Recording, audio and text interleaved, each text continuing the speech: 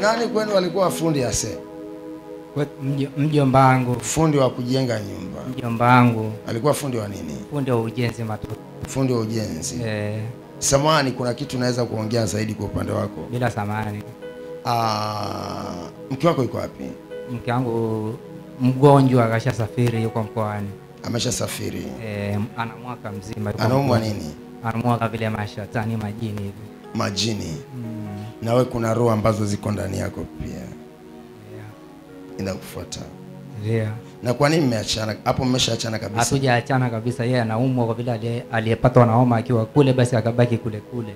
Baada ya hapo ulimtafuta mwanamke mwingine? Kidogo.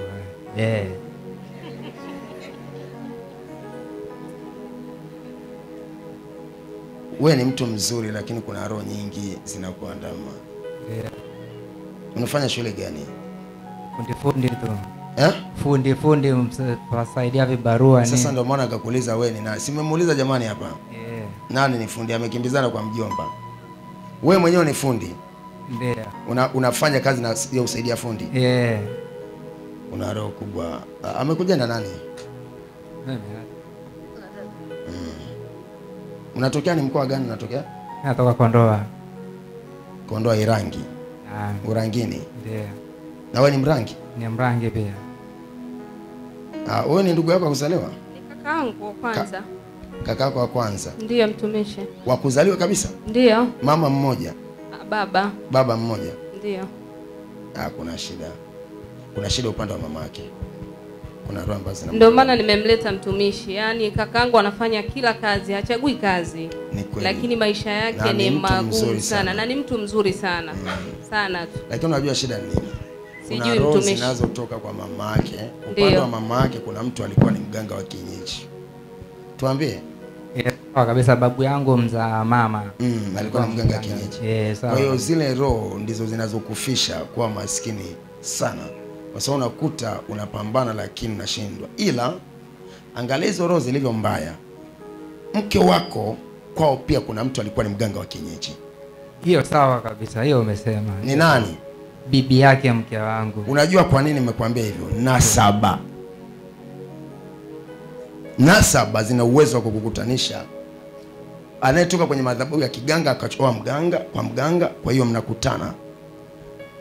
Na watu waliobeba utajiri huwa nasaba zinafanyaje? Sasa huyu babu alikuwa mganga mzaa nani? Mzaa nani? Mzaa mama. Mzaa mama. Mke wako bibi yake alikuwa nani? Mganga. Alikuwa mganga wa kienyeji. Kwa hiyo mkakutana. Kwa hiyo hapo hata uombewe mpaka zile madhabahu twende tukadonoe kila madhabahu moja moja. Kwa hiyo ndio unaweza kutoka. Kwa hiyo sio wewe tu. Kwenye hiyo familia ya upande wa mama kuna mtu adono kama ni nani, lakini ilifikia hatua alikuwa ameoa wanawake wawili. Ila alikufa baadaye akawaacha wote. Wanawake wawili. Upande wa mama yako. Mahali wanakozaliwa ujombani. Huyo mjomba alikuwa na mke mmoja, alishafariki miaka siku nyingi. Miaka nyingi. Unajua kwa nini? Sijajua. Mtumishi ni ngumu kwa sababu yani utafanya kila shughuli, kila kitu huwezi kusonga. Yani nikikwambia kamba ambazo zimekufunga acha tu. Kuna kipindi fulani ambayo mlikuwa mnaenda kama zamani, I don't know, ni kama mlikuwa mnafuga. Sawa kabisa, ndio nafuga. Mlikuwa mnafuga kitu gani? Kwa sababu kuna eneo ambalo mlikuwa mnaenda kama kufugia ama kuchunga malishoni. Unapakumbuka? Napakumbuka kidogo. Eneo ambalo kama kuna muinuko kidogo alafu kuna bonde. Napakumbuka. Napakumbuka. Ndio. Sasa hizo zote ninazokupa njia, hiyo yote ni roho maskini. Na ndio maana kuna wakati mwingine unaweza ukalala ukaota kama kuna ng'ombe. Ndio. Ulishi kuona hiki kitu? Nazikutaga kwa vile nafuga kwenye ndoto. Kwenye ndoto. Unafuga kwa sababu nafsi ya kwako yenyewe iko kule kwenye ile maeneo. Sasa na hizi roho ndio maana nakuambia, yani unafanya kazi usikucha, lakini wapi? Labda hela kubwa sana utakayokuwa nayo unaweza ukawa tu na hela ndogo 10,000. Ikikata ikiwa 100,000 haiwezi kukaa. Na ndio maana wakati ukiwa na mwanamke pesa yote ulikuwa unapata lazima itoke. Sawa. Mwanamke lazima apatwe na hiyo shida, inazidi kuongezeka juu yako. Sawa kabisa. Naweza kukufungua? Ndio maana nimekuja. Ndio maana umekuja, karibu sana. Njoo hapa. Nataka nikubariki ya maji yangu. Sawa, mtumishi. Maji yangu utaoga siku 3. Sawa. Sio unaoga, unaweka vifuniko asubuhi na jioni. Kwa siku ngapi? Siku 3. Kuna jambo Mungu kubwa atalifanya linalohusiana kwa habari ya maisha yako.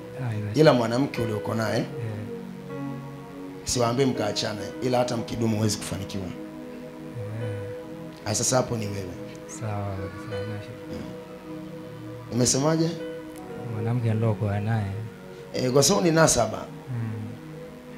Yaani nasaba, unajua kushika ukafanikiwa. Unajua shida ni kwamba kumwombea madhabahu, ndio maana anawaambia tuje tupambanishe madhabahu, kwa sababu huwa mpaka kuhani aongoze vile vitu. Kwa sababu ni maombi, yanakuwa maombi magumu sana. Ila nenda, dada yako atakuelekeza. Aoge siku ngapi? Siku 3. Hata ni mtu mzuri sana. Mimi nakwambia hana shida. Mtu mzuri, mtumishi. Hata kazi anafanya za nguvu, ila hawampi pesa. Nakwambia nimezungumza vyanzo vya maeneo mawili. Ndio. Hata mke wake alivyoondoka kasema karogwa huku Dar. Kwa hiyo ana majini 7 ambayo wanahangaika nayo. Hajarogwa si.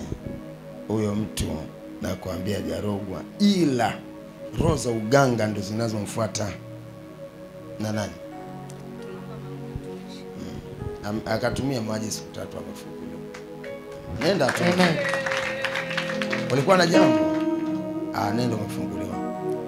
Ulikuwa na jambo? Sina jambo lolote tofauti na kushukuru. Tunashukuru sana Mungu basi. Amen. Nenda.